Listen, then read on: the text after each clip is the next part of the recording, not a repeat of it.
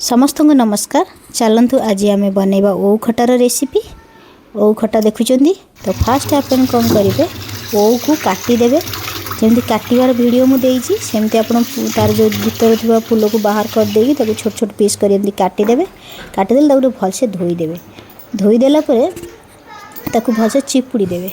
चिपुड़ी देले ता भीतर जहाँ भी पानी थी से सब बाहरी पड़ो। बुझे बाहरला ताकू कौन करेंगे, गोटे प्रेशर कुकर रे नहीं कि ताकू ओ खटा को जो ओईर जो पीस पीस होता प्रेशर कुकर रे पकईकी ताकू सीझीदेवे। यदि कषी ओऊ थी ताले तो अल्प गोटे हुइसिल हो कि न भी हुइसिल देला पड़े, कि जदि पाकल थी ओटा ताकू हुइसिल देवा पड़े। दुईटा तीन खंडे देला से बुझे।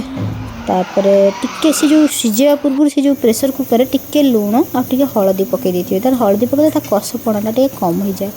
तापर रसुण टिके अदा पियाज हला आउ जीरा आउ सोरिष आउ लंका हला एति पकईकी आपण पाखरे धला सोरिष थाउ कला सोरिष थाउ जो भी सोरिष हेले चलिबो पकई दे गोटे भल ग्राइंडिंग टे कर देबे।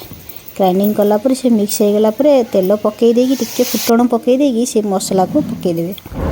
पकईदेला जस्ट टिके हलदी आउ टिके लुण पकई देगी ताकू घांटीबे। घांटी जो ओऊटा तुम सीझा होइथिबो दर सीझा ताकू कौन करियो से मसला रे पकई देबे। पकई दे ताकू भलसे टिके घांटी देबे। घांटी देगी किछि समय ताकू रहिया को देबे। तापर आपन घरे मिठा कि जहाँ खाउछन गुड़ किंबा चीनी तो से अनुसार मुझे गुड़ पकई देछि, कारण ओऊ खटारे गुड़ पड़े टे भल स्वाद लगे।